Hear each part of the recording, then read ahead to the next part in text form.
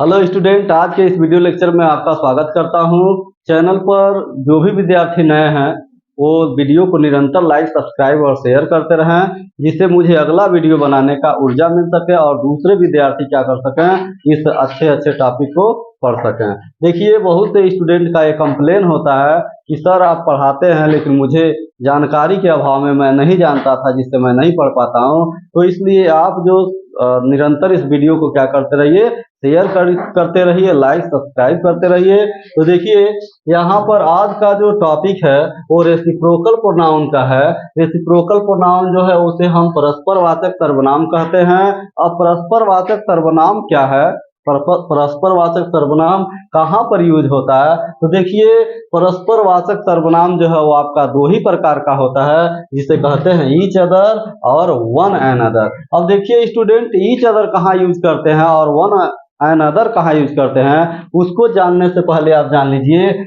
Each other हो या one N other हो, दोनों किस अर्थ में यूज होता है, एक दूसरे से के अर्थ में यूज होता है। जब भी सेंस देता है कोई भी सेंटेंस एक दूसरे से या एक दूसरे के साथ, तो आप या तो ईच अदर का यूज करते हैं या तो वन एन अदर का यूज करते हैं।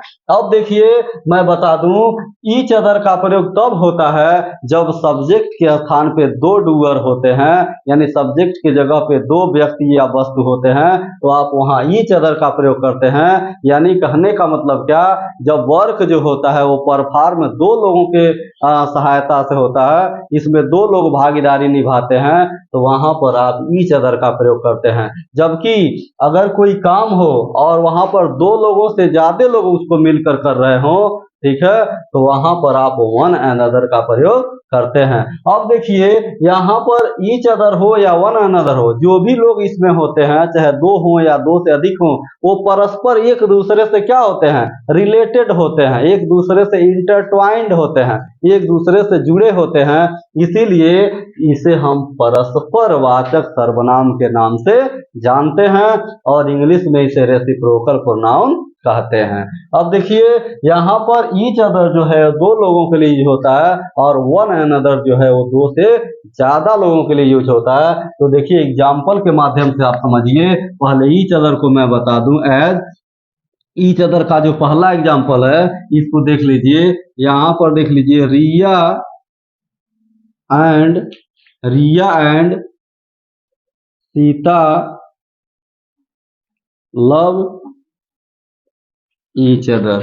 रिया and Sita love each other. अब देखिए स्टूडेंट, यहाँ पे रिया और सीता, यहाँ पे दो स्त्रियों का नाम है, दो फीमेल जेंडर यहाँ पे आया हुआ है, रिया और सीता। ये दोनों क्या करते हैं, एक दूसरे से, यहाँ पे देखिए ईच अदर या वन अनदर कुछ भी हो, यहाँ पे किसके लिए यूज होता है, ईच अदर हो या वन अनदर, एक दूसरे के अर्थ में यूज होता है। तो देखिए, Riya and Sita love each other, यानी रिया सीता से और सीता रिया से क्या करते हैं, एक दूसरे से प्रेम करते हैं, एक दूसरे से लव करने का काम करते हैं। तो देखिए, जो लव करने का जो काम है, जो वर्क है, ये किसके द्वारा परफॉर्म हो रहा है, केवल रिया के द्वारा परफॉर्म नहीं हो रहा है, केवल सीता के द्वारा परफॉर्म नहीं हो रहा है, इसमें परस्पर दोनों लोग क्या हैं, एक दूसरे के साथ जुड़े हुए हैं। इसलिए यहाँ पर देखिए ये क्या है, रेसिप्रोकल प्रोनाउन, परस्परवाचक सर्वनाम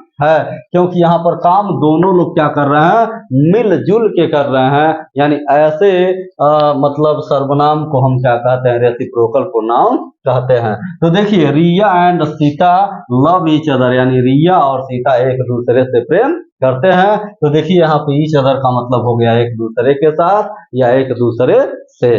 दूसरे एग्जाम्पल को देखिए आप। दूसरा एग्जाम्पल जो है यहाँ पे हो जाएगा, Pankaj and Sonu. Pankaj and Sonu hates, Pankaj and Sonu hates each other.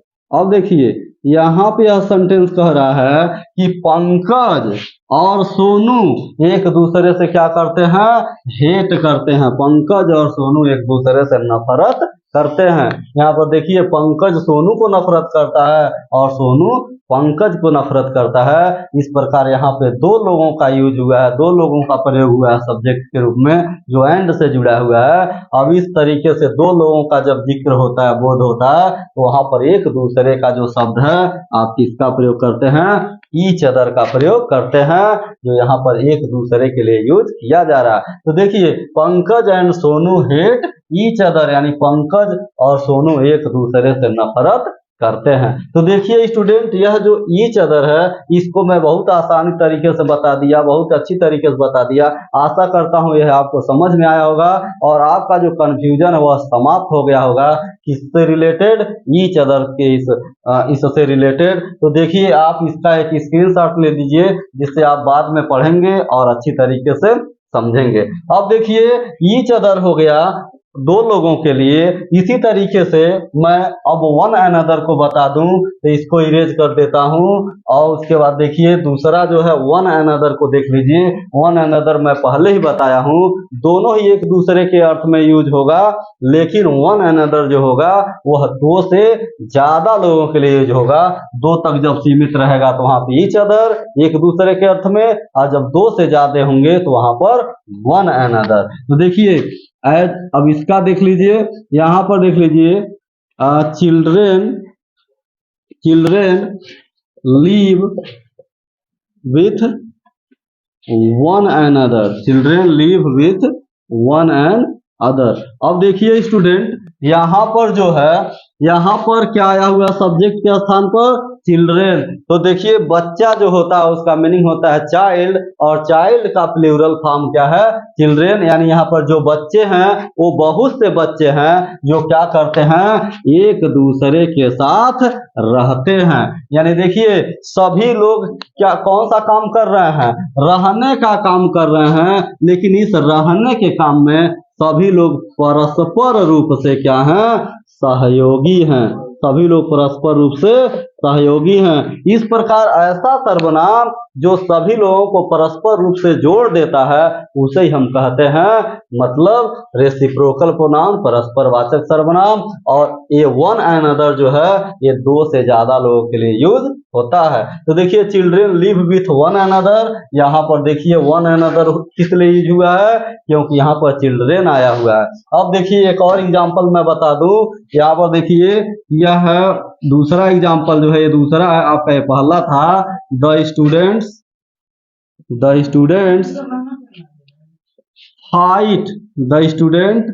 Fight